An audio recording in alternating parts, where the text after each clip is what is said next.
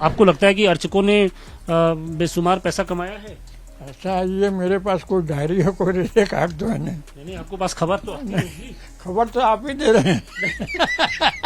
जहाँ भी कोई सार्वजनिक और सरकारी से नियंत्रित संस्थाएं हैं उसमें तो जांच कराने का पूरा अधिकार है शासन को। अयोध्या के राम मंदिर तीर्थ क्षेत्र ट्रस्ट के बाद अब काशी के काशी विश्वनाथ मंदिर न्यास परिषद को लेकर भी सवाल उठ रहे हैं और इसके पीछे की वजह यह है कि न्यास परिषद में अध्यक्ष समेत कुल 5 पद खाली हैं और इसे लेकर विपक्ष तमाम तरह के सवाल उठा रहा है।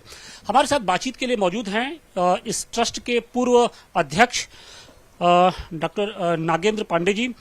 गुरुजी, आपके जाने के बाद अभी तक पिछले 18 महीने से अध्यक्ष समेत जो 5 महत्वपूर्ण पद हैं वो ट्रस्ट में खाली हैं। सवाल इस बात का है कि देश का इतना महत्वपूर्ण मंदिर और मंदिर का जो ट्रस्ट है उसमें अध्यक्ष ही नहीं है और इससे लेकर विपक्ष सवाल उठा रहा है। विपक्ष का ये कहना है कि भाई हिस्सेदारी कम होगी तो जो माल होगा उसमें बंटवारा अच्छे से हो जाएगा। अब लोगों को कहने का मौका मिल गया है। देखिए, सबको पता है और पता होना भी चाहिए, यह प्रश्न किसी से भी कहीं भी करने की जगह सीधे मुख्यमंत्री से करनी चाहिए और सीधे सीधे वहाँ जो धर्म संस्कृति विभाग को देख रहे होंगे कोई मंत्री, उनसे यह प्रश्न किया जाना चाहिए। बाकी हम लोग उसी तरह से अनुभवी हैं जैसे आप सब लोग हैं। कहने के लिए हम लोग कह सकते हैं खाली है, ये हो गया ये हो गया, लेकिन प्रश्न है कि करेगा कौन? शासन करेगा।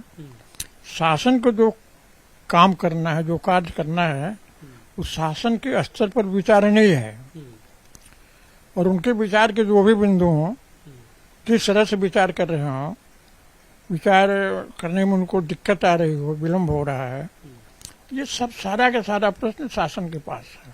लेकिन बतौर अध्यक्ष, चूंकि आप वहाँ पे काम कर चुके हैं, इसके पहले आप ही ट्रस्ट के अध्यक्ष थे, तो आपको नहीं लगता है कि इतने महत्वपूर्ण ट्रस्ट को चलाने के लिए एक अध्यक्ष होना जरूरी है? इसके अलावा जो 5-4 अन्य जो नामित सदस्य हैं सरकार की ओर से, उनका होना जरूरी है, क्योंकि वो सारी चीजों को करीब से देखेंगे, जानेंगे। ये बात बिल्कुल सही है। ये लोकतंत्र है और जो जनप्रतिनिधि बाहर से चुने जाते हैं, सरकारी अमला वहाँ बहुत बड़ा है। कमिश्नर हैं, कलेक्टर हैं, सीओ कोई है, इसके बाद एडीएम है, 2-2, 3-3 तहसीलदार हैं, क्या क्या है, सारे की सारी टीम है, सब शासन की है। तो ऐसे में जो शासकीय पकड़ है वो महत्वपूर्ण है और काम चल रहा है। जनप्रतिनिधि बाहर से इसलिए दिए गए हैं कि शासन का जो सोच होगा उससे भिन्न अगर कोई बाहरी सोच बन रहा हो तो वो भी विचार किया जाना चाहिए, उसमें भी तालमेल करके आगे चलना चाहिए। तो अभी क्या है कि हम जब लोग निर्वाचित थे, अधिकारी माने अध्यक्ष सहित 5 सदस्य, ये कुल 6 बाहर से आते हैं, बाकी जो भी हैं यथावत पदेन है, सबके सब पदेन है। तो पदेन की संख्या ही इतनी अधिक है कि ये 5 न भी रहे, बहुमत उन्हीं के पास है। तो बहुमत उनके पास है, कोरम हमेशा पूरा रहेगा। ऐसी स्थिति में हम लोग रहे न रहे। तो सरकार की मंशा क्या है? क्या सबको बाहर ही कर देना चाहते हैं क्या? भाई 18 महीने से तो खाली ही है। तो शासन जो है वो उसकी अपनी समस्या है, वो चाहे वो क्या करे कैसे न करे, क्योंकि अभी भी जो हो रहा है हम ये मान रहे हैं कि शासन ही कर रहा है। तो फिर ट्रस्ट का मतलब क्या है? भाई काशी विश्वनाथ न्यास परिषद बनाने का मतलब क्या? जब पदेन जब सदस्य हैं ही सरकार की ओर से, तो वही चलाए। ये बिल्कुल सही है, लेकिन एक वक्त बताया ना, एक लोकतांत्रिक सोच है कि बाहरी प्रतिनिधि भी रहना चाहिए। जैसे आपके नगर निगम का है, लोकसभा का है, राज्यसभा का है, चुने हुए के बाद भी जो है बाहरी कुछ लोगों को विशेष। लेकिन सरकार की ये जो लापरवाही है उसने विपक्ष को मौका दे दिया है। विपक्ष की ओर से जो यहाँ पर चंदौली के सांसद हैं वीरेंद्र सिंह जी, उन्होंने सवाल खड़े कर दिए हैं। उनका ये कहना है कि काशी न्यास परिषद में जो जो रिक्त पदों की संख्या है वो इस बात को इशारा करती है कि चढ़ावे में भी यहाँ पर भी कुछ न कुछ ऐसी चीजें चल रही है जिसको बाहर नहीं आना देना चाहते हैं। दूसरा, उन्होंने सबसे महत्वपूर्ण ये लगाया कि जिस तरीके से अयोध्या के राम मंदिर में भ्रष्टाचार हुआ है उसी तरीके से काशी विश्वनाथ मंदिर में भी हुआ है, और उसके पीछे उनका तर्क यह है कि जब कॉरिडोर बन रहा था तो यहाँ पर कई तरह के भ्रष्टाचार किए गए। यहाँ पर जो जमीनों का जो भवनों का अधिग्रहण किया गया, दिखाया गया चार मंजिला, लेकिन वो एक्चुअल में थे 2 मंजिला के ही इमारत थे। मलबा कहाँ गया, उसको कैसे हटाया गया, कैसे लाया गया, उसका पैसा कहाँ गया, इसके बारे में कोई जवाब देने वाला नहीं है। और तीसरा सबसे महत्वपूर्ण उनका ये भी था कि बहुत सारे ऐसे अर्चक हैं, बहुत सारे ऐसे ट्रस्टी हैं जिनकी संपत्तियों में बेशुमार इजाफा हुआ है। ये बहुत सही प्रश्न है, और जो वीरेंद्र सिंह जी ने कहा है वो एक सामान्य आदमी भी कर सकता है, कहना ही चाहिए। लोकतंत्र में जनता को अपनी बातें कहने का पूरा अधिकार है।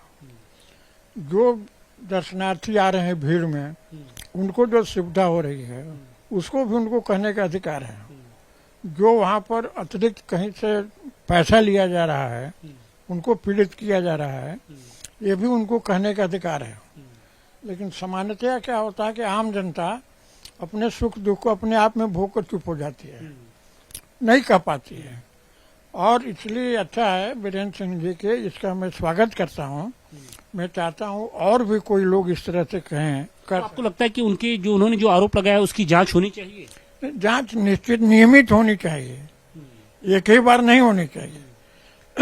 जहाँ भी कोई सार्वजनिक और सरकारी के नियंत्रित संस्थाएं हैं उसमें तो जांच कराने का पूरा अधिकार है शासन को, और वो करना चाहिए। ताकि अब देखिए, अब बद्रीनाथ का एक आया है, वहाँ भी आ गया, बांके बिहारी में वहाँ भी आ गया, और कुछ लोगों के उज्जैन का भी नाम ले लिया। तो ये सब होता रहेगा। देखिए, मानव मन है, कोई यहाँ पर ब्रह्मचारी। आप चूंकि उस समय आप चूंकि ट्रस्टी थे, आपके ही शासनकाल में मंदिर का निर्माण भी हुआ, कॉरिडोर का भी निर्माण हुआ, तो किसी स्तर पे आपको भ्रष्टाचार नजर आया? क्योंकि अब वो जो सवाल उठा रहे हैं वो कितना जायज है? मेरा ये कहना है कि आशंका किसी को भी हो सकती है। ये कहीं सुनाई बात है, कोई भी पान की दुकान पर जाके दुकान पर कह दिया कि 5 लाख के मकान को 5 करोड़ भुगतान किया है, कर सकता है। कोई ये भी कह सकता है कि 10 मकान तोड़े गए और कागज में 15 मकान दिखा दिया, कुछ भी हो सकता है। तो ऐसे में इससे बचने के लिए सरकार को चाहिए कि दूध का दूध, पानी का पानी हो। इसके लिए हर 3 साल पर निश्चित रूप से व्यापक जांच होती रहनी चाहिए। और जो भी हमारे पुजारी हैं या वहाँ के सेवायत हैं या वहाँ के अधिकारी हैं, अधिकारियों का भी होना चाहिए। तो ये होते रहना चाहिए, ये बहुत अच्छी बात है। जैसे कागज पर ऑडिट कराई जाती है, इसी तरह से सारे कर्मचारियों का, सारे वहाँ की व्यवस्था में लगे हुए लोगों का, उनका भी कहीं न कहीं से जांच होनी चाहिए।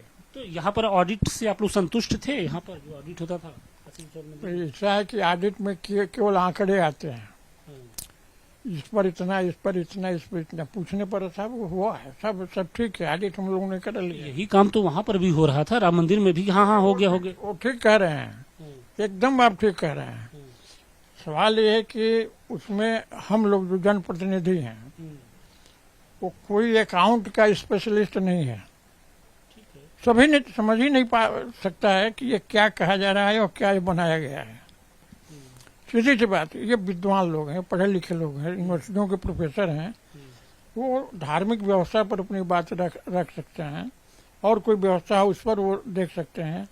लेकिन ये कि निश्चित रूप से जो शासन द्वारा नियुक्त ऑडिटर हैं, ऑडिट के जो विशेषज्ञ हैं, वही उस विषय को समझ सकते हैं। इसलिए क्या करना चाहिए, किसी तीसरी चौथी पार्टी से ऑडिट करानी चाहिए।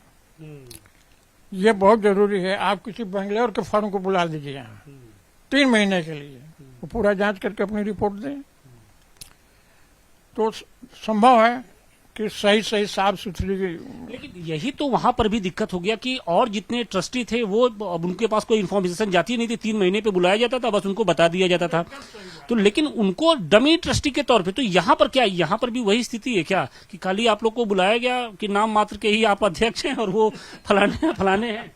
भैया ऐसा है कि जो हमारे पास 15 की फौज है, हाँ, वो कहाँ की है? शासन की है। और 5 हम लोग हैं, तो कितने अल्पसंख्यक हैं? लोग अल्पसंख्यक हो गए।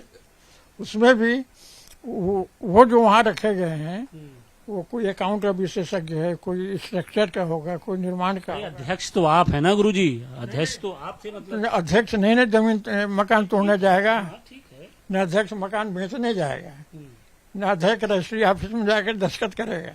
अभी आपके पास टीम है, वो करती है। और उस करने वाली टीम में कोई अगर आशंका उत्पन्न हो रही हो तो उसकी जांच करानी चाहिए। और वो जांच भी हम लोगों के स्तर पर, प्रतिनिधियों के स्तर पर नहीं हो सकती है। वो सीधे शासन के विशेषज्ञ टीम जो है, जैसे अभी राम मंदिर का ही हुआ, ये SIT गठित किया। अच्छा, यहाँ पर भी बहुत सारी ऐसी खबरें आ रही हैं कि स्पर्श दर्शन कराने के नाम पर और तमाम तरह के नाम पर लोगों को एक तरीके से उनसे पैसे की वसूली होती है, तमाम खबरें आती हैं। आप लोगों ने कभी शिकायत की थी या इसको लेकर कोई एक्शन लिया गया था उस समय जब पहले था, और अभी की व्यवस्था से आप संतुष्ट हैं?